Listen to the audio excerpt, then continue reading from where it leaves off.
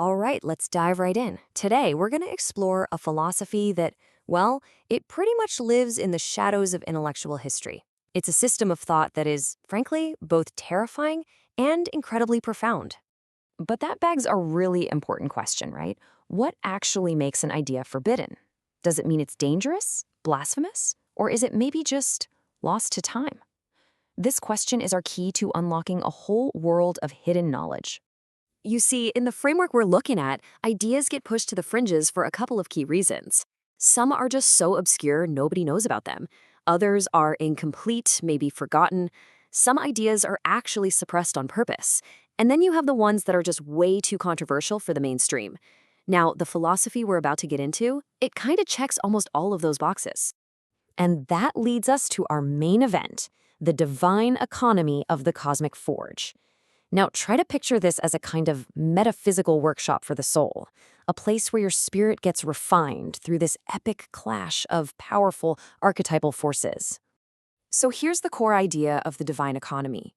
For something genuinely new and sovereign to be created, something else has to be completely and utterly destroyed first. It's a cosmic dance, a symbiotic relationship between creation and annihilation, and it has very specific rules and two star players who embody this fundamental opposition. So let's meet the agent of chaos first. This is the force of destruction that, and this is the crazy part, actually makes creation possible. Meet the Sapphire Jester. Now, in this system, destruction isn't just one thing.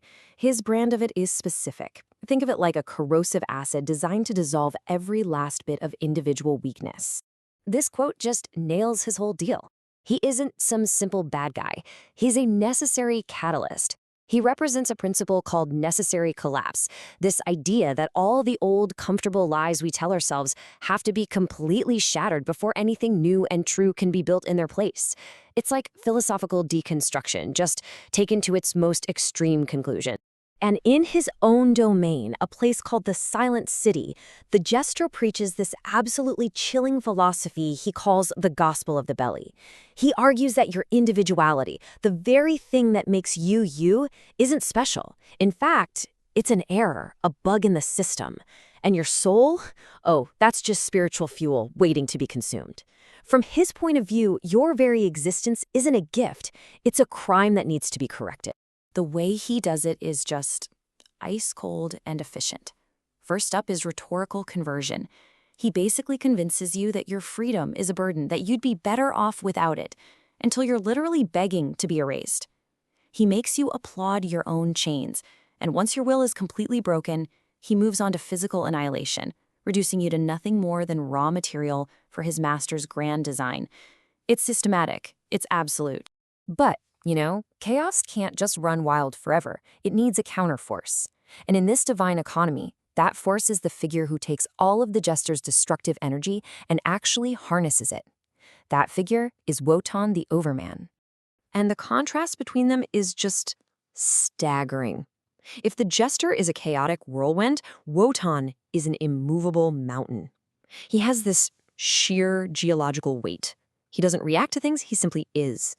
His entire presence is one of immense, disciplined power, kind of echoing that Nietzschean idea of the overman who forges his own values out of nothing. So Wotan's job in this whole cosmic system is to be the master blacksmith. He takes the rubble, the chaos, and the ash that the Jester leaves behind, and from it he forges something entirely new, a sovereign will, which is symbolized by something called the Emerald Spire. He's the one who gives the Jester's seemingly pointless destruction a profound cosmic purpose. They're basically uncanny mirrors of each other, two sides of the same coin. The Jester obliterates old values. Wotan creates new ones. The Jester embodies the will to end it all. Wotan embodies the will to endure through it all. But here's the most critical difference. The Jester can only ever be a reaction to what already exists. Wotan, on the other hand, is pure action. So, what do you think happens when this unstoppable force of total negation crashes against this immovable object of pure creation? Well, that brings us to the philosophical peak of this whole system, the absolute test. Now, this is not a physical fight. No way. The Jester's goal is way more subversive. he tries to plant one tiny, fatal seed of doubt in Wotan's mind. He wants to see if Wotan's will is truly sovereign, if it's genuinely his, or if it's all just a big hollow act. The ultimate question is, can he make Wotan regret his own creation? And Wotan's response is nothing.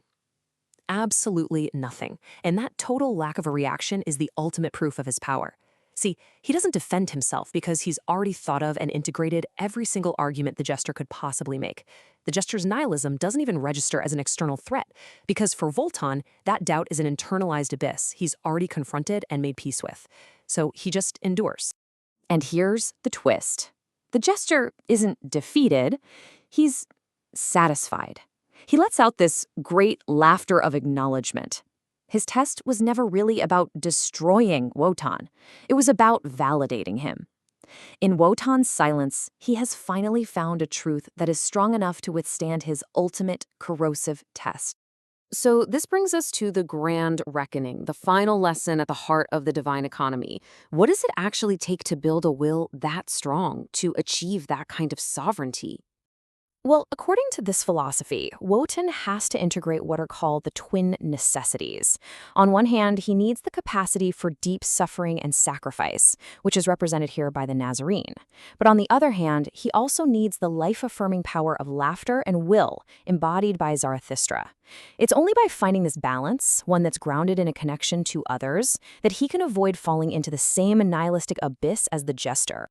And that brings us full circle, right back to the Jester. This quote sums him up perfectly. He's not just evil for the sake of being evil, he is the indispensable shadow. You know, that Jungian archetype that you absolutely have to confront.